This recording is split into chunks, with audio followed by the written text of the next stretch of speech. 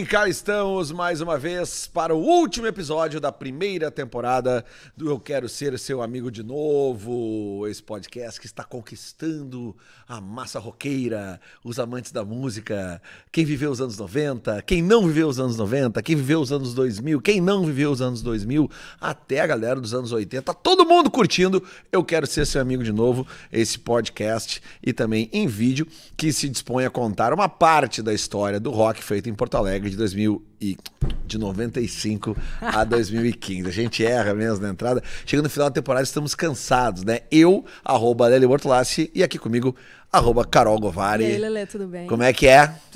Não, a gente erra e fica os erros, não precisa. Claro! Isso aí não precisa tirar nada. Começar de cansado, novo, final de temporada, a gente tá aí, né? E o que tu achou? O que tu achou desse começo? Pois então, o propósito desse episódio é justamente a gente... hoje não tem convidado, hoje é só nós dois. Né? Mas por quê? Porque a gente resolveu fazer um resumo, né? Um mini resumo, né? Porque o resumo mesmo é você ver todos os episódios anteriores, né? São 14 episódios, né, Carol? São 14 episódios até agora. 14 episódios no qual a gente conta boa parte do início dessa função toda aqui, né? Muitas histórias de discos, de shows, de primórdios, né? De um escritório de produção que... na era pré-internet, porém com o fax. O fax, né, que virou quase um... Né, então tudo isso está nos episódios de 1 a 14. Então se você está nos conhecendo hoje, seja pelo podcast ou pelo vídeo no YouTube, você tem 14 episódios para ver, para depois chegar nesse aqui. Se fosse vocês, eu apertava no pause agora, ou no stop, e sai desse episódio, se você está nos conhecendo hoje. Volta lá no primeiro e depois chega aqui, a não ser que você queira, de repente, seguir... ouvir esse mini resumo que a gente vai fazer e depois voltar para se aprofundar. Também não é... Também né? funciona. Faça o que você quiser, na real. Mas a nossa dica é que volte lá no primeiro. Mas agora, vamos lá. Já que eu tomei um golinho da minha cerveja aqui, eu vou aproveitar, né, Lelê? Qual é a cerveja que você tá tomando? Eu tô tomando uma Dado Beer. Dado Beer. Tô tomando uma Dado Beer, então eu vou aproveitar para fazer aquele agradecimento inicial, porque se eu deixar pro final... acontece. No final acontece, né? Eu hoje não vou tomar da Dubia, né, tomar, Carol? né? Porque eu tô... Além de eu estar dirigindo, né? Estamos com um filho pequeno em casa, né? Então tem que chegar em casa, tem todo um trâmite. Pois é. Não, eu tomo por ti hoje, então. Mas eu bem comi... tranquilo. O que tu comeu? Pizza da Montecchio. Montecchio Pizzaria. Então, dá a lista pra nós aí, por favor. Montecchio Pizzaria, Dado Beer, produto oficial, que agora finalmente, ó, pessoal, é sério, agora, entre as temporadas, a gente vai fazer os sorteios, tá? Eu juro. A gente, como o Lelê falou, filho pequeno, eu tenho 12 trabalhos, basicamente. Tipo, a gente trabalha muito, assim, além daqui. Então, mas assim, ó, eu prometo que agora, entre as temporadas, a gente vai fazer... alguns sorteios lá no nosso Instagram.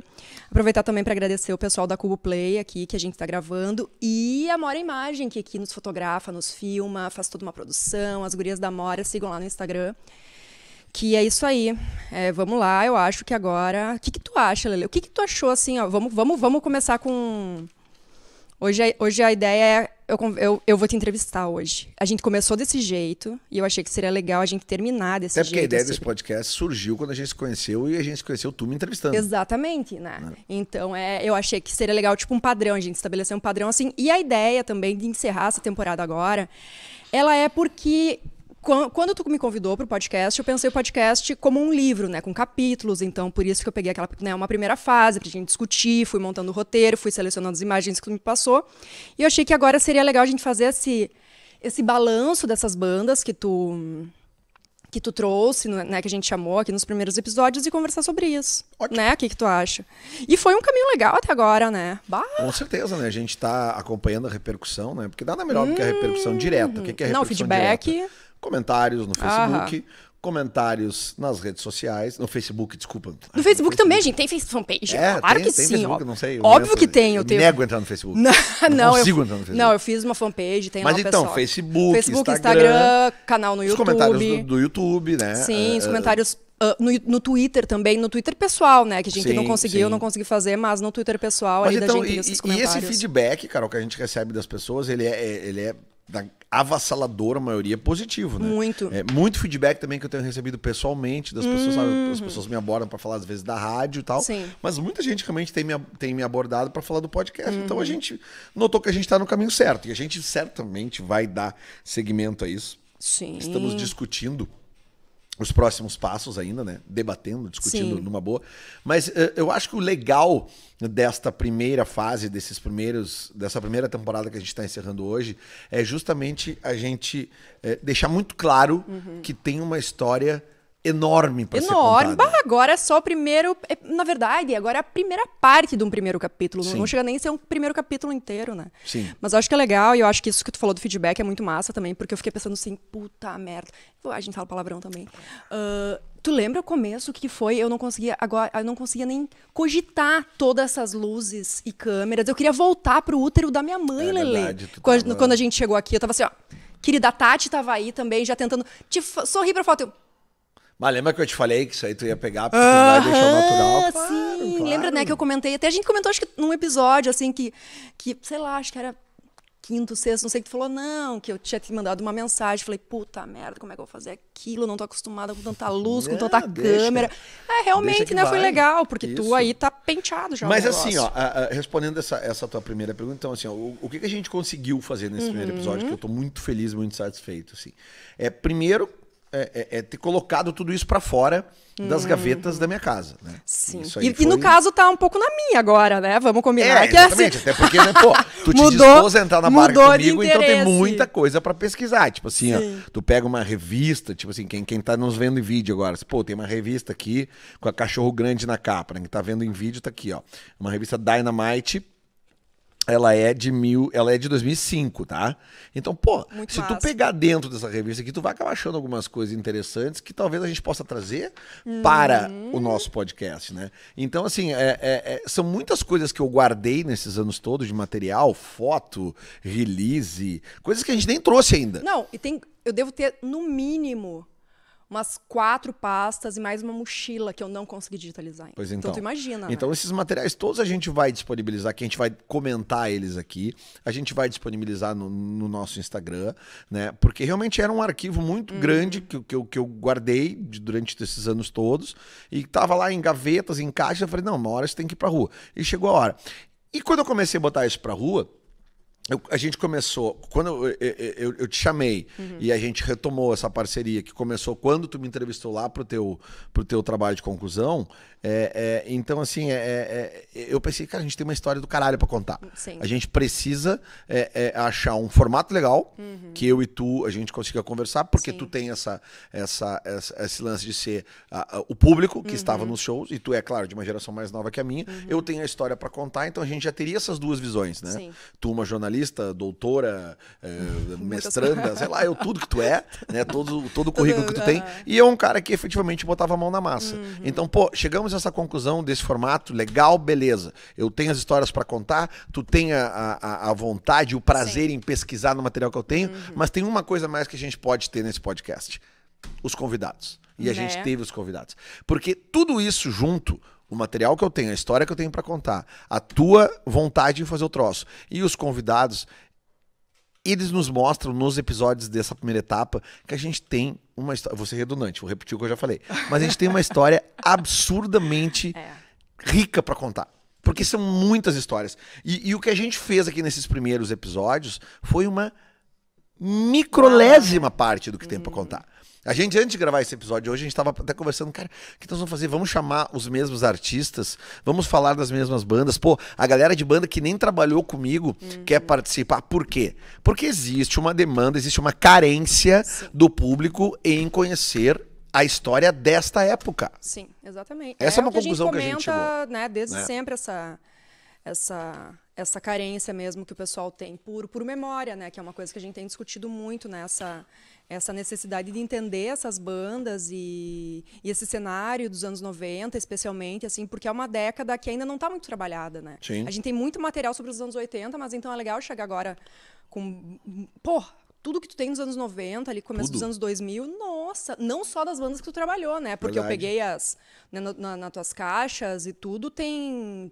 É registro de cena, não é registro de cena que tu não gosta. Um dia a gente vai discutir isso também. Não, claro. Não, e uma outra coisa né, positiva, coisa. uma coisa positiva também, outra coisa positiva e de bastidor que eu acho legal a gente falar é o seguinte: a gente não recebeu nenhum não dos convidados. Sim. Todo mundo que a gente convidou veio. Sim. né? Os nãos que a gente recebeu eram nãos de impossibilidade de agenda, né? Mas eu tenho certeza que os que não puderam vir na primeira etapa, na primeira temporada, virão na segunda, na terceira, na quarta, porque realmente a nossa intenção é continuar isso aqui. Todos os envolvidos querem continuar, então é óbvio que a gente vai continuar. O público tá gostando. A gente, vou confessar, a gente precisava dessa primeira temporada pra ter uma noção. Pra gente ver, vale a pena ou não vale? Exato. Porque às vezes eu posso estar empolgado com uma história, assim, eu tenho toda uma história pra contar, mas daqui a pouco ninguém quer saber. Exatamente. Né? Mas aí, tipo, pô, aí a gente tava vendo já lá os números de Spotify, os números de YouTube. Porra, são números maravilhosos pra uma primeira temporada de um projeto que começou assim, basicamente, vamos fazer, vamos. Começou molinho, né? Começou pra gente é uma tentativa, né? Um teste pra ver se funciona. Mas o que a gente se propôs hoje foi fazer recuperar um pouco como foi essa primeira temporada. O que tu acha? Vamos lá. Eu resolvi juntar por assuntos. O que tu acha de, por exemplo, se faltou alguma história de cada com certeza, né? Então, Faltaram por exemplo, faltaram várias, né? Então vamos te deixar. Tem umas que a gente não lembra e tem outras que a gente tem medo de contar ainda. Um dos propósitos desse podcast é perder o medo de contar. Mas você sabe que foram perdendo medo, né? Ali, sim, óbvio. Foi bem engraçado. Claro. O mais engraçado que eu achei é que quanto mais a gente gravava, mais os convidados iam, tipo, vendo os episódios e perdendo, tipo, eu vou contar. Claro, vou contar. Mas aí, isso é legal. Isso é muito massa. Eu tenho, assim, um objetivo, claro, não é fácil de atingi-lo, mas até por que eu nomeei esse projeto com a frase "Eu quero ser seu amigo de novo"? Obviamente que porque ela é uma frase de uma música muito clássica do rock gaúcho, que é Rei Amigo, música da Cachorro Grande, que está nesse disco aqui, o qual nós falamos muito sobre esse disco. Qual o nome desse disco, para quem está apenas nos ouvindo? As próximas horas serão muito boas. Não, tu sabe que eu fiquei pensando, se a Cachorro Grande quisesse processagem, porque é o nome da minha dissertação, as próximas horas serão muito boas.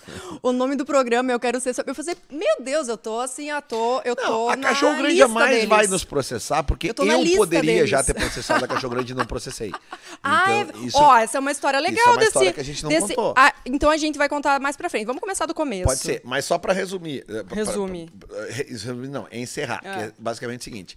Quando eu nomeei o projeto com esta frase, é porque, na minha visão da história, tem muitas indas e vindas, e essas indas e vindas que eu quero dizer são brigas, são interrupções de trabalho, são discussões, são desavenças que aconteceram nessa estrada e que a grande maioria delas foi resolvida com o passar do tempo, entendeu? Porque o tempo passa, as coisas, né, vão se ajeitando, as desculpas vão surgindo, os erros vão sendo admitidos e tal. Então eu gostaria de tentar abordar mais a parte problemática também. Com certeza. Sabe? Sim. Isso é mais delicado. Né? Nessa primeira parte, com certeza, a gente levou muito mais para as coisas boas e pro lado assim, da alegria, tá. Mas eu queria abordar os problemas. Sabe? Porque eu acho que, como eu disse, a grande maioria de todos esses problemas já foi superado pelos envolvidos. Então eu gostaria muito que os envolvidos nos problemas, você que teve um rolo comigo nessa história toda, que a gente brigou em algum momento, mas depois a gente virou amigo de novo, por que não contar o problema? E eu não tô aqui querendo contar um problema para apontar culpados, muito pelo contrário. Eu tô aqui para que a gente apresente hoje, 20, 15, 25, 20 anos depois, coisas que a gente decidiu lá atrás e que talvez a gente poderia ter decidido diferente, né? Hoje não dá para mudar, mas o que a gente pode mudar justamente hoje é a nossa conclusão com relação ao que a gente fez no passado. E tem muito acerto nessa história aqui, mas tem muito erro. Mas eu acho que o tempo faz com que tu olhe para esses erros de uma forma um pouco mais leve, não? Como é que tu vê essas, tipo, ou até meio... Não dá tanta importância mais. O peso que teve naquela época hoje não tem mais tanto peso. Eu sou absolutamente bem resolvido. Porque eu tenho a consciência limpa que, tipo, eu nunca fiz nada com relação a nenhuma carreira de nenhuma banda que eu trabalhei, assim, pra prejudicar os caras. Nunca, muito pelo contrário. Sabe? Isso eu posso falar com com total tranquilidade, assim, sabe? Então, às vezes eu tive divergências com os caras porque eu tava tendo uma visão diferente da deles. Mas certamente eu queria o melhor pra banda. Sim. Não era o melhor pra mim, era o melhor pra banda, porque pra mim interessava que a banda estivesse bem. O que fazia o dinheiro entrar na minha conta bancária era a banda estar fazendo shows, a banda estar estourada no rádio, a banda estar, né, aparecendo na MTV. Isso que era o que me interessava. Mas nem sempre esses interesses eram mútuos, eram os mesmos, né? Às vezes tinha aquele lance de, daqui a pouco, ao mesmo tempo que eu podia achar que uma banda talvez não estava tão bem quanto ela estava num disco anterior, também tinha a situação, daqui a pouco, dos caras de achar que eu não era mais o produtor legal do primeiro disco. Daqui a pouco a relação da estrada desgastou, os caras já viram, queremos como aconteceu com uma das bandas, sabe? Com a Cachorro Grande, por exemplo, aconteceu isso. A nossa primeira separação, assim, ela acontece porque eles decidem procurar um empresário do centro do país, porque eu seria um cara maior do que eu no mercado. Né? Enfim, foi uma opção deles. Né? Será que eles fariam isso de novo? Provavelmente não. Porque eles mesmos já me disseram isso. Mas eu queria que eles dissessem aqui. Pois é, eu ia comentar que nos episódios que a gente fez com a Cachorro, a gente nem chegou nessa parte. Não porque a coisa acaba indo pra um lance tão legal, um astral tão bom da gente relembrar coisas boas. Mas a gente só falou dos 2 primeiros discos. Esse rompimento de vocês veio depois. Sim, então, ele veio né, na gravação do Todos os Tempos. Do Todos os Tempos, né? Foi pro Está Livre...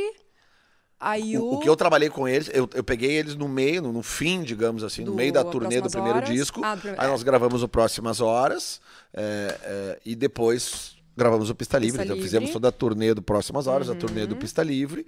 E aí, tipo, quando vem quando eu tenho um ensaio que eu vou já das músicas do disco novo, e nesse ensaio eles resolvem me demitir. Aonde? Como é que era o nome daquele estúdio ali nos altos do IPA ali? Live, né? Foi aqui em Porto Alegre, Foi isso? Aqui em Porto Alegre, 6 de janeiro de 2007. Pá, eu não esqueço. Memória, hein? Não esqueço. 6 de janeiro Dia de Santo Reis, como diria Tibai. Nossa senhora, hein? Foi um baque, né? Foi um baque muito grande. Você estava pensando aqui, você não morava em São Paulo? Morávamos, mas é que a gente tinha vindo pro sim, sul no janeiro, fim do ano. Né? Fim do ano. Eles tinham feito 2 shows em... Aquela guitarra sempre cai. Impressionante. Essa guitarra eu já coloco ela pensando que ela vai cair, então ela faz parte do programa, porque ela cai toda vez. Então, assim, sabe, eu gostaria de contar essa história com eles juntos. Então tá. Não, a gente já dá um spoiler pra segunda temporada, tu acha? Ou... Claro. Um dos primeiros convidados da próxima temporada, que já tá confirmado, é ninguém menos que Beto Bruno. Né? E o Beto é bom de treta, hein? O Beto é bom de treta. O Beto talvez seja o cara que eu mais conversei depois das tretas, depois da separação da Cachorro Grande. Foi um cara que a gente acabou virando realmente amigos pessoais, assim.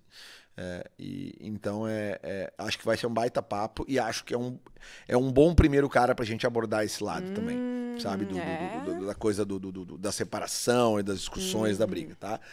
Acho isso legal. A gente já anuncia que próxima temporada vai ter Beto Bruno. Muito provavelmente vai ser o primeiro episódio pelo cronograma que a gente tá desenhando. Exatamente. Então, e também já quero avisar uma outra coisa aqui. Avisa aí. Não coincidentemente, ou coincidentemente, eu estou hoje com o moletom aqui da KTO. Uma nova marca que estará junto com a gente na próxima temporada, se juntando a Montecchio Pizzaria e também a Dado Beer, que já nos apoiam aqui desde o início. Agora a gente vai ter também a KTO, mas eu falo mais sobre segunda isso temporada na nova temporada. Vem aí, sim, né? Vem aí com tudo. Aí. Mas vamos lá, Carol. Então, vamos lá. Aí tem um assunto que a gente pode deixar pendurado. Esse assunto, assim, né, da Cachorro, a gente deixa ele meio pendurado. Eu acho que a gente podia, nesse episódio aqui, instigar assuntos para a próxima temporada também. Claro! Claro, é uma boa, né? Claro. A gente pode deixar, porque tem coisas que não foram faladas, que nem a gente falou aqui, a gente vai se soltando ao longo da medida, né, que vai conversando, vai se sentindo mais confortável e tal. Então, vamos pensar... a gente encerra essa temporada, a gente passa por Bafo de Bira, Ultraman, Rastamanos, Cachorro Grande, Comunidade Ninjitsu e Tequila Baby. Primeiro, Sim. por que essas 5 bandas fazem parte dessa primeira temporada? Porque elas fazem parte do ciclo inicial da história, né? 97, né? 97 em diante, quando eu já... Porque a coisa... Eu considero que essa história toda começa em 95, porque foi quando eu comecei a ser hold, para depois ser produtor de estrada e tal, e depois vir a ter o meu escritório e começar a trabalhar com as bandas, né? Mas é que essas 5 bandas fazem parte da primeira parte. A Cachorro Grande não. A Cachorro Grande faz parte do segundo, mas como a gente tinha a disponibilidade deles de gravar, né, eles acabaram vindo aqui, né? Porque o Fefê Noronha faz parte da primeira fase, mas ele não tá em Porto Alegre, né? Sim. Tá mais difícil de achar o Fefê, até já falei com ele.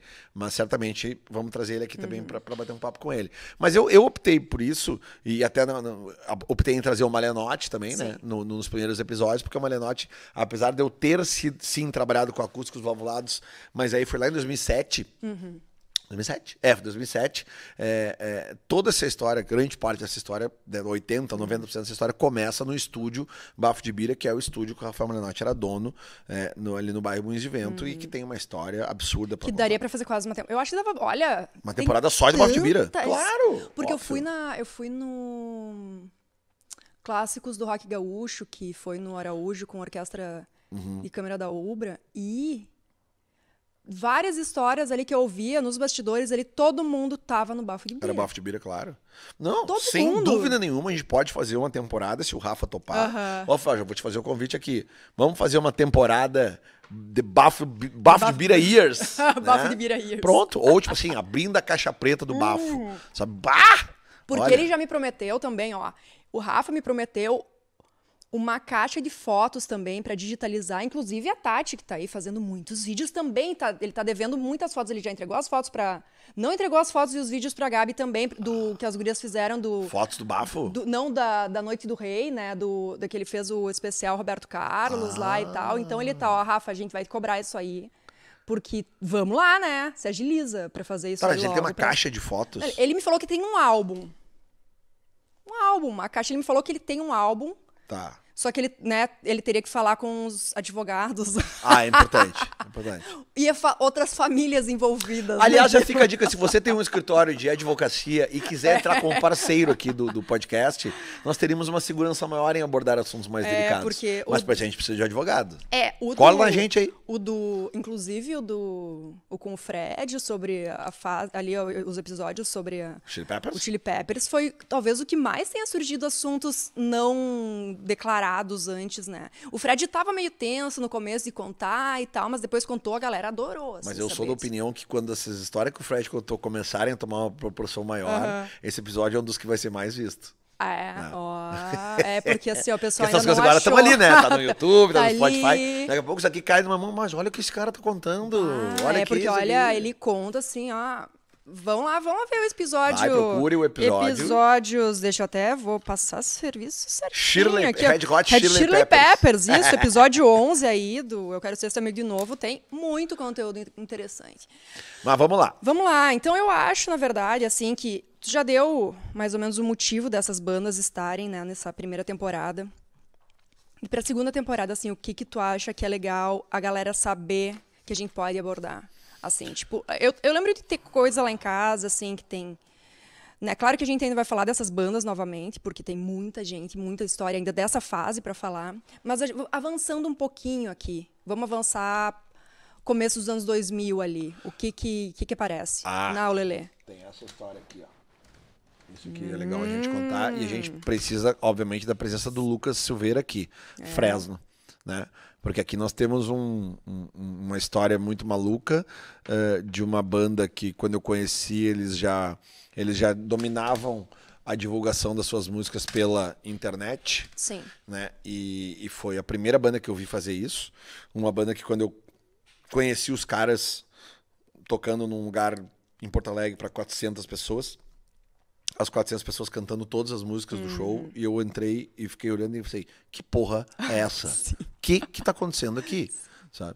E aí que eu comecei a entender a parada da divulgação das músicas pela internet, como é que era, como é que não era, e ao mesmo tempo eu pude ajudar a Fresno a ser introduzida no mercado, entre aspas, normal, que seria aquele mercado de rádio, né, da época, e MTV. Sim. E, nossa, cara, foi uma coisa meteórica, assim, na questão de 4 anos, assim, a Fresno se tornou uma referência nacional, uma banda de carreira estabelecida morando em São Paulo. Sim. Então, acho que essa é uma das histórias mais legais que tem para contar. Mas a gente precisa deles, né? Sim, a gente precisa deles. A gente sabe que eles vão fazer... Desculpa, eles vão fazer um show no fim do ano em Porto Alegre, então a gente pode tentar agendar com o Lucas essa conversa, porque eu acho essencial que ele esteja presente, é um baita assunto pra gente conversar na segunda fase, né? Eu acho que a gente pode também falar de questões referentes ao estouro da Cachorro Grande com o Pista Livre, estouro mesmo, né? Trabalhando uma coisa, com... Sim, uma coisa a full na MTV, absurda, tudo, assim. Todos os clipes passando. O que aconteceu. Acho que a gente pode voltar a contar aquelas histórias da Ultraman e com outros integrantes da banda, como a banda é uma banda grande, né? Que tem... vários integrantes passaram, saíram, voltaram. Claro, tem muitos integrantes, né? É uma outra história muito legal que a gente pode vir a contar. E daqui a pouco, óbvio, né? Chamar o Malenotti de novo para falar mais histórias do Bafo de Bira, trazer músicos de bandas que não trabalharam comigo, mas que eles possam dar a sua visão do que eles viram, né? Ou até jornalistas que possam ter essa visão, né? Eu acho importante ter opiniões externas para agregar nesse caldeirão todo, porque realmente é muita coisa para falar. Porque às vezes daqui a pouco tu pega um disco específico, tu tem tanta história desse disco que tu vai fechar ali 45, 50 minutos, entendeu? Até porque, por exemplo, a gente não chegou no Pista Livre, mas eu tava vendo o Pista Livre aqui. Tu tem, né? Eu vou ver o que eu lembro que tem clipe. Bom Brasileiro. Sim. Sinceramente. Sim. Velha Amiga tem. Singles de rádio? Não, singles, single você tu vai não em sabe tudo, que né? perdeu, Bom Brasileiro, Desentoa, Sinceramente. Situação Dramática, Velha Amiga. Situação Dramática não foi, né? Não. Velha Amiga foi. Não chegou a ser trabalhada. Não. Mas é uma música que eles sempre tocaram nos shows. Exato. Isso aqui eles têm que tocar o disco inteiro. Aliás, uma das minhas favoritas. As histórias da gravação desse disco são maravilhosas. E foi gravado onde mesmo? Foi na DEC, no estúdio Tambor da DEC. E a banda com um apartamento do outro lado da rua, da Avenida das Américas, na Barra da Tijuca. Então, todos os dias eram gravações, muitos chopes e só atravessar a rua e estava em casa. Então, tipo, foi uma coisa, um lance muito legal de ter feito parte disso e depois a turnê desse disco que realmente daí bota Cachorro Grande no mapa do Brasil como um todo. Uma coisa que a gente pode fazer também nesse próxima temporada, Carol, é o Acústico MTV Bandas Gaúchas. Esse aí é legal, sabe? Esse a gente pode chamar, além dos guri da Ultraman e da Cachorro, a gente pode chamar o Vander e pode chamar o Carlinhos para falar da história desse projeto, que realmente esse projeto tem histórias sensacionais, desde a pré-produção, da falta de grana para fazer, mas da vontade de todo mundo fazer. A gente poderia tentar colocar Ana Butler, ou a Romi Atarashi, que dirigiu, que foi a diretora da parte de vídeo, né? A Ana Butler, que era a gerentaça da MTV, das relações artísticas, e que idealizou esse projeto aí. Como eu falei, a Romi, a diretora. O Paul Ralphs, que foi o produtor musical. São pessoas que a gente, não tendo eles aqui em Porto Alegre, a gente poderia colocar por vídeo, né? E por áudio também, para que eles falassem, porque esse projeto aí eu acho que merecia uns 3, 4 episódios no mínimo. Sabe o que eu tava lembrando? Um episódio para cada banda mereceria, episódio pra cada banda, né? Mereceria. Eu tava lembrando que eu tenho toda a clipagem disso aqui, que eu peguei contigo na Olelê, lá em 2014, quando a gente conversou. Pô, aquela clipagem eu já tenho digitalizada. Não. E porque foi um segundo momento. A gente teve, que a gente já falou, que vai voltar para isso, né? A gente vai em algum momento entrar nos anos 80, né? Aquela explosão ali do Rock Grande do Sul.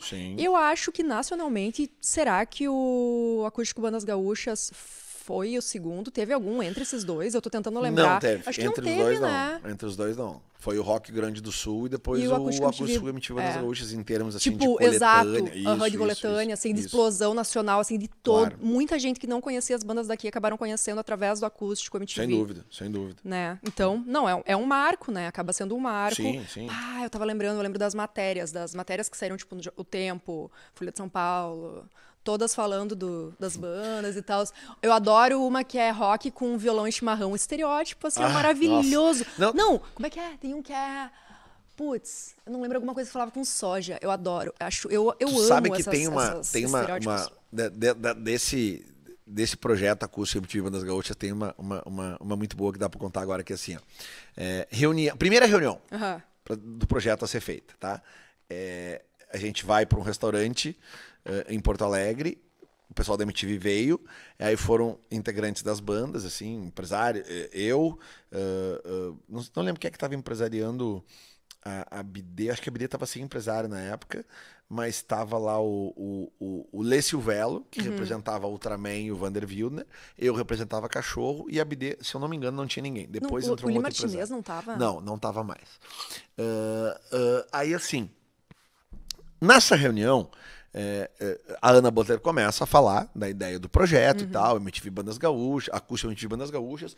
Porra, e na época, desde quando chegou o convite, eu achei sensacional, porque pô, o selo acústico MTV era uma coisa assim que, nossa. Sabe? Tudo que saía gerava um barulho, vendia bem ou não, sabe?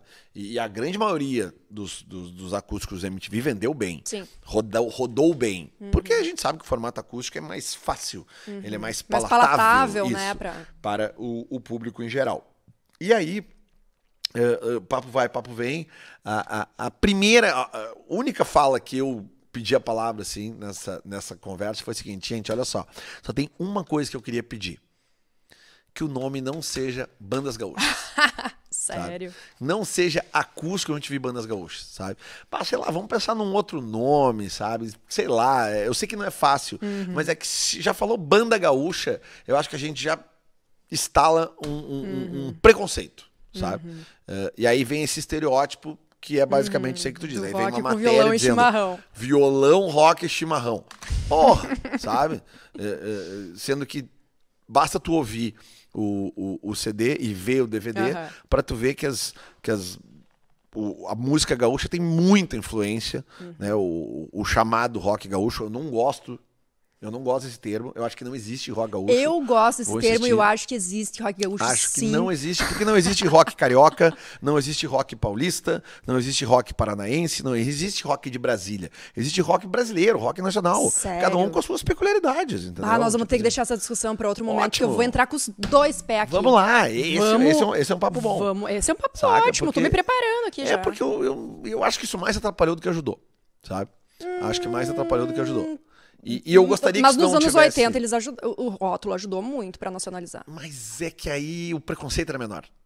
Ah, tá. E a gente tá falando de outra mídia também. Eu acho que vai gerando de um desgaste, assim, de tipo assim, sabe, da coisa de... Claro, rótulo desgasta. Tudo desgasta. Eu não gosto, sei lá. Mas enfim, tu sabe que eu vou dar convivo com ele, aceito ele até hoje, mas não gosto. Mas tu sabe que, segundo eu mesma, segundo eu mesma, isso é bom. Segundo eu mesma, o rock gaúcho, pra mim, ele encerra em 89. Eu falo rock gaúcho como uma forma de facilitar o termo, tipo, porque todo mundo fala, mas assim, segundo eu mesma, o rock gaúcho, o forte dele é de 84 e 89. Pra mim, ele encerra em 89. Ele encerra. Mas aí assim, tu diria o quê? Que é um rock gaúcho? Feito no Rio Grande do Sul. Mas por quê? Porque, assim, porque ele tinha influência de fora. O quê? O rock? O rock feito aqui? Mesmo que ele fosse batizado aqui? O gaúcho é um termo criado pela mídia, né? Assim como o B-rock.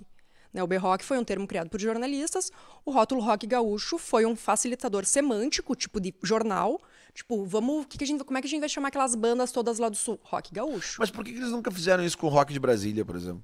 Mas fizeram, claro que fizeram. Rock de Brasília? Rock de Brasília, sim. Mas é que rock, mas assim, era a cena de Brasília, cena de Brasília, da qual beleza. saiu o Capital, Legião. Mas é que daí tu pensa que as grandes mídias, elas estão no centro do país, que é São Paulo, Rio de Janeiro, com sucursais em Brasília. Então, de certa forma, as bandas de Brasília, elas já são nacionais. O rock feito no Rio Grande do Sul, que seria o rock gaúcho, ele está nas margens desse rock central. Então, fica mais fácil tu usar um termo para diferenciar essas bandas que estão nas margens do Tá, mas por que o Raul país? Seixas, o Camisa de Vênus e a Pitty nunca foram chamados de rock baiano? Claro que foi. Aonde? Meu Deus, tu não lê jornal? Rock brasileiro. Nada, rock nacional. muito rock baiano, rock baiano, rock baiano, rock baiano. Meu Deus, a Pitty até hoje é chamada de roqueira baiana. Sério? Sério. Nossa. Muito. Talvez não, mas isso faz sentido, isso porque talvez a minha visão muito. é por ter vivido no sul e ter ouvido tanto falar em rock gaúcho. Não, tu que a gente tá ouviu falar. exausto. Porque, né? por exemplo, eu nunca ouvi falar rock brasiliense, Não, sabe? tem Rock muito carioca. Se tu vai fazer, mas assim, é que o rock gaúcho, ele foi realmente, ele acabou se destacando como uma forma quase de se isolar, assim, sabe? Rock mineiro, nunca ouvi falar. Não. Igual rock gaúcho não se fala tanto. Pois é. Fala a cena Rock de paulista? rock... Porque rock paulista é rock nacional. Por quê? Porque as pessoas se mudam para São Paulo. Porque as pessoas se mudam para São Paulo e o centro midiático e financeiro do país está no Rio e Mas São Paulo. o Ira, por exemplo, os Titãs são bandas de São Paulo. São bandas de São Paulo, mas eles são rock nacional. É isso, porque tu tá no centro do país, tu é nacional. Os Paralamas do Sucesso, muitos acham que é uma banda carioca. Sim, porque eles começaram em Brasília, mas eles foram explodir. E o Herbert Viana é paraibano. Imagina, então, mas o irmão Viana, o irmão do Herbert, que ele trabalha na sociologia, essas coisas de música, tudo, ele explica muito bem essas identificações e porque, por exemplo, o que foi escolhido como comida carioca, tipo feijão carioca é um símbolo nacional. Várias coisas do Rio são escolhidas como símbolo nacional. As bandas, o rock, se falava do rock de bermuda, né? Ali aquela coisa mais tipo blitz, carioca? Né? O carioca, aquela coisa, mas não pegou tanto porque é o centro do país, eles acabam meio que dominando. A mídia tá ali, as bandas estão ali. Mas o rock gaúcho quando surgiu e a RCA resolveu vir para cá para garimpar essas bandas e fazer o Rock Grande do Sul, é uma forma de vender. Acaba sendo fácil tu vender o rótulo, né?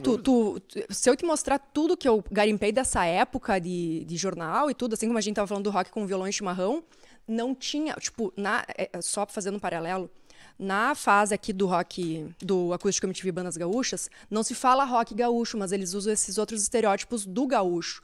Nos anos 80, eles usam rock gaúcho. Tu entende? É tipo... Entendi. Será que o rock gaúcho vai dominar o país? Rock gaúcho vai para o centro do país. Rock gaúcho toca no Chacrinha. Rock gaúcho, sabe? Sim. Então, tu fixa o rock gaúcho. Sim. Então, eu entendo quando essas bandas que vieram depois não quiseram ser atreladas ao rótulo, porque elas não se identificavam nem sonoramente e nem com onde esse rock foi criado, que é o Bonfim, né, em Porto Alegre. Mas eu acho que a gente deixa isso para outros assuntos. Esse assunto é tribal. Esse assunto rende aqui. Semana passada eu fiz uma live com o Quindim, o Gerbasi, a Paula Oliveira, que foi produtora, né, até hoje, Replicantes e tudo, produtora cultural ali, e a Karina Faria, que é uma radialista da Serra, para discutir foi pela Casa de Cultura Mário Quintana, ali para discutir, tipo, que porra é o rock gaúcho, sabe? E eu adoro essa discussão, então acho que me chama pra esses debates aí. Eu adoro eu entro isso. com essa, não existe rock não gaúcho, existe os caras já rock gaúcho, os caras já começam me odiando. Vamos te fincar live fora aí. Eu acho que eu contei uma vez aqui, se eu não contei, eu conto agora, que uma vez um cara lá, tipo, não lembro se era jornalista, que era, mas eu lembro que o cara me perguntou isso assim, que eu tava com a Cachorro Grande no Rio de Janeiro, em São Paulo, e o cara me perguntou assim, cara, por que todas essas bandas que vêm do Sul vêm de terninho? E eu disse pra ele assim, cara, por que os guri do Farfã tocam de chinelo? Por que o Evandro Mesquita usa camisa colorida? Por que o Lulu Santos usava bermuda e era conhecido rock de bermuda? Porque no Rio de Janeiro é calor. As bandas do Sul usam terno porque no Rio Grande do Sul é frio. É simples de entender isso. Tem mistério. Mas aí já tem um estereótipo. E tem o estereótipo e tem uma influência britânica, o rock britânico aí, que eles adoram. Mas por que os britânicos usam terno? Porque é frio. Porque é frio também, mas aí se a gente puxar um paralelo entre aquela, né, agora eu tô encarnando Júpiter Maçã. Um paralelo entre Liverpool e Porto Alegre. Pá, beleza. Vamos. Mas é que esses negócios tem umas coisas que são meio óbvias, assim, que de repente o cara nem se toca. Não, assim, claro, sabe? mas eu é legal, óbvio, mas eu adoro imaginário. Por que o rock que vem de Liverpool tem terninhos e o rock que vem da Califórnia os caras tocam sem camisa? Porra, por quê? Né? É simples. Né? Mas é isso, mas tem essa estética, eu acho essa estética bem interessante. Acabou isso quando os Cascavelos foram tocar na Angélica, que eles foram também lá de jaqueta de couro, essa coisa ficou essa coisa do Flávio Basso, né, do Júpiter. Esse estereótipo do roqueiro gaúcho muito a partir da personalidade dele, né, dele como pessoa. Isso rende, assim, ó. E eu adoro, a gente pode ficar aqui horas falando sobre isso. Ótimo, vamos, já anota aí também. Anota aqui, a gente vai falar rock gaúcho. Existe rock gaúcho? Existe o rock gaúcho. Esse é o melhor de todos. Rock gaúcho existe. Podcast devia ter esse nome. Rock gaúcho não existe. O rock gaúcho não existe. Daí a gente ia começar já, tipo, no fight aqui. Tá, mas ia chamar atenção isso aí. Mas certo, não, assim como... Não, isso aí a gente vai conversar assim, tipo, o que é o rock gaúcho? O rock gaúcho morreu, o rock gaúcho existe. A temporada, o rock gaúcho não existe. Não, essa pode não ser. Não é que o rock gaúcho morreu, ele nunca existiu. Tá, e tu não lembra que teve uma casa noturna aqui em Porto Alegre que tinha uma inscrição no teto... Deixa o rock gaúcho morrer. Tá, mas se é pra deixar ele morrer, se ele não existiu. Ele viveu. Ele viveu? Não, o que é o rock gaúcho? Cadê o rock gaúcho? Ele existiu? Ele não existiu? Ele existe ainda? Ele existe ainda? Eu acho... não sei, o que tu acha? Comunidade Ninjitsu, que é uma banda que mistura funk carioca com guitarras do hard rock, é rock gaúcho? E eu também, que tem dub com heavy metal, Pois com então, é rock gaúcho? HC, com vaneirão. Não, vaneirão não tem, mas já tô... Alguma banda de rock misturou a música gaudéria com o rock? Como a Ultraman fez? A Ultraman, que é uma banda que não é de rock. Agora eu vou te fazer uma pergunta, então. E por que bandas que usam gaita e uma estética bem mais gaudéria, como Nenhum de Nós e até Engenheiros, que tipo, eles tocam de alpargata, bombacha, e a musicalidade é muito mais campeira, entre aspas, por que eles não são chamados de rock gaúcho, eles são chamados de B-rock? B-rock? B-rock, rock brasileiro. Talvez porque eles tenham conseguido sair daqui, ter feito sucesso fora daqui. Não só isso. Eu acho que o Nenhum de Nós seria um baita exemplo, assim. Pá. Baita exemplo de, tipo assim, como tu falou, é uma música gaudéria, tem a música tem gaudéria, né? tem o gaiteiro. Tem um gaiteiro, entendeu? tem um gaiteiro. A própria musicalidade deles tem muito. Eu acho que, por exemplo, esse é um debate que a gente pode fazer aqui, trazendo os caras da própria banda. Claro que entendeu? sim. Porque, tipo, pô, será que eles gostam disso? Será que eles não gostam? Uma coisa é tu conviver, carregar, outra coisa é tu dizer claramente se tu gosta ou não. Claro. Entendeu? Tipo assim, os cachorros, eu sei que eles não gostam de ser chamados de rock gaúcho. Sim. Sabe? Então, tem diversas coisas, sabe? Fresno é uma banda de rock gaúcho? E aí? Será que o Lucas sempre diz. Nós somos a Fresno de Porto Alegre. Mas é isso que eu acabei de te falar, que tem a diferença entre rock gaúcho, rock feito em Porto Alegre. Pra mim, é bem simples se tu vai pegar estética, letra, sonoridade, onde essas bandas nasceram também. Porque, por exemplo, o rock gaúcho, a gente tava falando ali de Replicantes, TNT, Cascaveletes, De Fala, Graforrest e Larmônica, elas nasceram juntas, eram amigos de colégio, era uma galera de uma cena específica. Depois de 89, ali 90, começa essas outras bandas. Tu falou, essa cena que tu tá comentando, do Bafo de Bira, são outras bandas, então é outra cena. Então eu, particularmente, eu não entendo isso como rock gaúcho, porque tu sai, respinga rock gaúcho ali, porque a gente tem uma coisa muito característica da chalaça, que os guris falavam muito, que nos anos 80 falavam da chinelagem. Sim. Mas a estética, eles começam a trazer outros elementos, que nem tu falou, do funk, do HC, do dub, do rockabilly, um pouco por mais que já tivesse antes do punkabilly ali nos Cascaveletes, mas já vem essas bandas com outras referências, e é outra cena. Então eu acho que sim, o rock gaúcho ele acaba encerrando, e depois disso o que começa é o rock feito no Rio Grande do Sul. Sim. Depois disso, mais ainda, quando surge a Fresno e tudo, aí é outro, mas então são várias. Mas é que como é mais fácil falar tudo rock gaúcho, claro. Eu entendo muito porque não gostam do termo. Mas é fácil. Pra imprensa, especialmente, é muito fácil. E vem bem. Tu consegue imaginar um outro nome pro MTV Acústico Bandas Gaúchas que não Acústico Bandas Gaúchas? É difícil, né?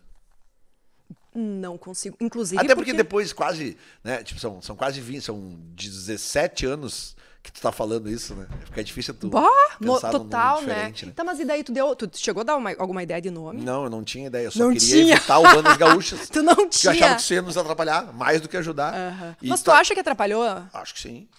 Tanto que o projeto nunca rendeu horrores fora daqui. Foi um sucesso de vendas aqui. Uma parte em Santa Catarina. Foi um projeto que na estrada não teve o que fazer. A gente até tentou botar na estrada, né? Fizemos pouquíssimos shows. Esse projeto aí, ele... Enfim. Mas enfim. Enfim, isso fica. Beleza, então, ó. A gente já tem uma pauta, a gente retomou aqui. Okay, vamos ver o que a gente fez hoje. A gente retomou essas bandas que fizeram na primeira temporada. Falou que a gente vamos conversar de novo com alguns membros das mesmas bandas. Rock gaúcho existe, não existe. MTV... Bandas gaúchas, acústico MTV Bandas Gaúchas. Isso. Vamos vir para a segunda temporada. Fresno, que foi um turning point na Olelê, tu acha? Ou não chegou a ser? Essa ida para porque é que na verdade a ida para São Paulo tu foi com a Cachorro, né? E com a Fresno. Mas a Fresno foi depois. Junto, logo depois. Foi meio junto. Foi praticamente junto, sim. E tu quer dar um spoilerzinho da tua interrupção com a Fresno? Ou tu acha que fica...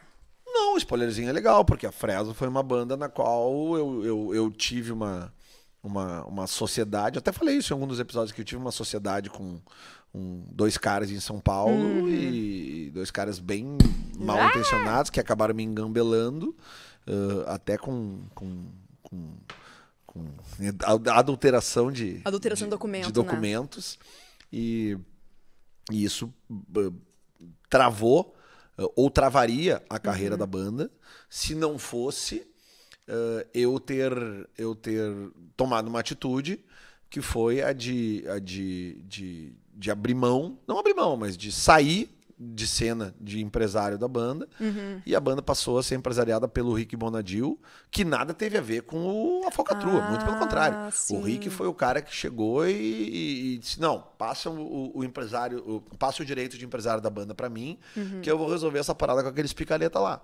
E eu poderia ter brigado pelo meu direito de empresário, porque eu tinha um contrato com a banda, sim. Eu tava com advogados e eu tava disposto a gastar bastante dinheiro para manter isso. Mas isso poderia travar a carreira da banda. Porque cada show poderia virar um imbróglio judicial. E então, para não ferrar a banda, eu saio de cena, resguardo uma parte do que o que eu teria a receber, mediante o contrato que estava em vigência com eles, e eles assinam um contrato com o Rick Bonadil e passam a fazer parte da Arsenal Music, e numa decisão deles, eu expliquei toda a situação para eles. Eles falaram, não, cara, a gente quer trabalhar com o Rick, apesar que eu disse para eles que, mercadologicamente falando, eu via na Fresno a única banda que poderia fazer frente ao NX0, que já era uma banda estourada no Brasil inteiro. Então, na minha visão, se eles fossem trabalhar com o Rick, eles automaticamente ficariam em segundo plano. Né? E não digo que teriam sido engavetados, como é um termo que a gente usava muito, né? Quando uma gravadora abafava a outra banda porque tinha uma muito estourada. Eu acho que ele não fez isso, eu acho que ele não faria isso. Mas eu entendia que a banda poderia tentar seguir ainda por suas próprias pernas, ou de repente com um outro empresário, para bater de frente, ter uma outra gravadora. A gente até tentou ter gravadoras, mas aí no episódio, quando a gente for contar, eu conto todo esse rolo dessa adulteração de documentos, porque realmente eu fui vítima de um estelionato em São Paulo, de uns caras que, até vamos ver juridicamente se eu posso ou não falar o nome deles, mas se isso aqui chegar neles, eles sabem que são os picaretas, sabem exatamente o que fizeram, mas daí a solução para isso acabou sendo eu abdicar desse direito de empresário, mas a Fresno seguiu fazendo shows aí no escritório do Rick Bonadil, e eu recebi até o final do meu do da contrato gestão, que tu tinha. da gestão não, da duração do meu contrato. Isso foi ok, né? Foi legal, foi então, uma coisa porque justa foi para ambas as justo. partes. Exato. Né? Só que sim, ó, eu poderia ter recebido mais do que eu recebi. Mas aí eu fiz um acordo com a banda que acabou ficando diferente e eu abdiquei de uma grana. Mas aí a gente quando a gente for falar depois. sobre isso. Vamos falar sobre isso depois, então. E aí tu foi pra São Paulo com a Fresno, com a Cachorro e a Fresno. Com a Cachorro, eu tive essa discussão com eles em janeiro de 2007. Discussão não, eles me demitiram. Sim. Em janeiro de 2007. E acho que foi ali talvez em, sei lá, agosto, setembro, no máximo outubro do mesmo então ano. 2007 foi um ano um pouco ano complicado. Bem difícil, porque eu tinha alugado até casa em São Paulo, puta escritório, 2 andares, e tive que, tudo no meu nome, tive que entregar tudo, pagar dívida, foi um horror. E tive que voltar pra Porto Alegre. E teve que voltar pra Porto Alegre. E daí tu voltou pra Porto Alegre, o que rolou? Aí foi um tombo, né, cara? Aí a gente grava um episódio só pra eu falar, só pra eu do chorar essas pitangas aí, porque realmente foi muito triste. E ter que recomeçar as coisas aqui, mas as coisas aconteceram de uma nova forma aqui no Olelê. Aí eu tive um novo gás, porque novos artistas acabaram vindo trabalhar comigo, como, por exemplo, Acústicos Valvulados, a Reação em Cadeia. Pois eu ia te perguntar, porque a gente já... A Reação em Cadeia é muito legal. Muito legal, muito legal. Porque foi curto, mas foi muito legal. Vocês chegaram a gravar alguma coisa juntos? Só um cover. Um cover que foi era mesmo quase sem querer da Legião Urbana. Quase sem querer. Que tocou muito nas rádios. Porque quase foi sem querer. Quase sem querer. Foi uma versão, porque a banda tava numa entre-safra de discos e não tinha gravadora. E aí eu utilizei a estratégia Raider. Qual é a estratégia Raider? Pegar um cover clássico e gravar. Né? Lembra que não os artistas... Não tocou na Malhação esse cover? Não, eu acho que não. Chegou a tocar novela? Mas o pô, na rádio tocou, hein? Muito. Nossa, na rádio tocou muito. Na rádio tocou muito. Até porque pegou um momento de transição das rádios do Rio Grande do Sul, que foi a época que o Fetter voltou pra Atlântida. Depois de ficar 10 anos na Pop Rock, e transformar a Pop Rock numa rádio de audiência até maior que a Atlântida, ele volta pra Atlântida. E justamente nesse meio tempo, eu peço pros... A história da gravação dessa versão de Quase Sem Querer é muito legal de contar. Mas eu gostaria que o Jonathan falar com o Jonathan, junto. Né? Sim. Ele tá mundo afora agora, né? Tá muito mundo afora agora. Mas essa história é legal de contar. Aí acho legal também, daí, trazer o Rafa de novo pra gente contar a história dos acústicos valvulados, quando vieram trabalhar comigo, aí já com aquele acústico que eles gravaram em Porto Alegre. Que a gente só deu só comentou rapidinho no final, né? Passou. É, muito legal. Daí depois tem uma parte da Guedes veio trabalhar comigo. A gente chegou a fazer uma divulgação do disco ao vivo. A Bidê vem trabalhar comigo. Sim. A Cachorro Grande volta. Cachorro bota o rabo no meio das pernas. Tem esse disco aqui, que é um disco que eu tenho um carinho absurdo, né? Como num filme sem um fim.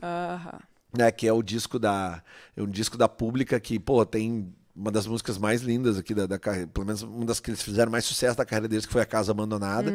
E esse disco aqui, a gente deu um peitaço na época, porque a gente lançou um disco e dentro da caixinha do disco, além do CD, tinha um DVD com um filme da gravação do disco. O disco foi gravado num sítio. Sabe? Então, e não é um documentário, é um longa-metragem. É um filme de quase 2 horas sobre a gravação do disco. É do caralho, foi um puta projeto, assim, que comercialmente ele não pode ter dado muito certo, mas eu tenho um carinho absurdo por isso. Sim.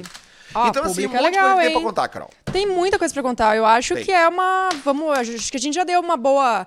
Passou um pouquinho o que a gente fez na primeira temporada e agora a gente pode... Né, foi o que... O que tu acha que tem mais alguma coisa que a gente precisa passar? Ou vamos deixar o pessoal com gostinho de quero mais? Gostinho. Tem 14 episódios antes desse para as pessoas verem ou ouvirem tudo que a gente trouxe aqui nessa primeira temporada e divulgarem, né? Você que tá vendo ou ouvindo, divulga para as pessoas, porque, né, a gente toca as coisas por nós mesmos, né? Nós não fazemos parte do Sistema Globo de comunicação, nem Multishow, nem, né? Nem os grandes conglomerados, nem da Fox. Mas então a gente tem o YouTube, a gente tem o Spotify, a gente tem as plataformas digitais. Google, como é que é o nome? Google Podcast. Google Podcast? Claro que tá. Então, botei lá. A Vicky me ajudou, colocou lá. Tem as outras plataformas aí também. Onde a gente consegue, a gente tá. Onde a gente chega, onde a gente alcança. Mas é isso que o Lelê falou, é legal, assim, de vocês compartilharem e tudo pra ajudar a gente a chegar a outros amigos e ter uma galera. Vamos começar a disponibilizar mais esse material digitalizado no Instagram. Seja foto, seja release, recorte de jornal, né, cartaz de show. Vamos começar a botar isso lá. Não, vou botar tudo. Vamos guardar pra cá. Isso, porque até agora o que eu tinha feito era selecionado por episódios o que a gente mostrava aqui. Liberado. Agora eu vou postar tudo. Tudo que tu tem lá, azar, se fudeu, vou expor tudo na internet. É isso aí. Isso aí, então Capinhas dos discos, né? Aquelas fotos bizarras que eu te mandei lá, que tem de todas as bandas, né? Fotos de bastidores, coisas que eu bati. Nós vamos catar, tem mais caixa lá em casa. Tudo vai começar a vir à tona na segunda temporada e também nas redes sociais. Siga! Eu Quero Ser Seu Amigo de novo, lá no Instagram. Divulgue para os amigos, compartilhe nas suas redes os nossos episódios e a gente volta na segunda temporada, começando com Beto Bruno. Isso aí. No primeiro episódio. Maravilha. Tá? Lembrando que estamos aqui na Cubo Play, Cubo Filmes, né? Nossos parceiros que nos acreditaram nesse projeto. Um abraço especial para o Cláudio e toda a sua equipe. Montecchio Pizzaria, que acreditou na gente desde o início. Também nos alimenta muito bem. Dado Beer, né? Cerveja de alta qualidade feita no Rio Grande do Sul e a partir... agora derrubou tudo. Segurou, hein? Sempre cai tudo, a gente tem. A partir do próximo episódio, se junta a esse time maravilhoso, a KTO.com. Falaremos mais sobre isso. E também o pessoal do produto oficial lá, né? A produto oficial das camisetas lá, as camisetas que a gente vai sortear, eu juro que a gente vai sortear no Instagram. E também a Mora Imagem faz nossas fotos e bastidores, tudo. Sempre. Sigam todos eles. Vocês acham as arrobas todas lá no nosso perfil. Nosso Instagram. Fechou? Isso aí, fechou então, pessoal. Encerrado a primeira temporada. Isso aí. Valeu, Carol. Feito. Obrigado por ter acreditado. Vamos lá. Obrigado a você que viu, obrigado a você que ouviu. A gente volta na segunda temporada de Eu Quero Ser Seu Amigo de novo.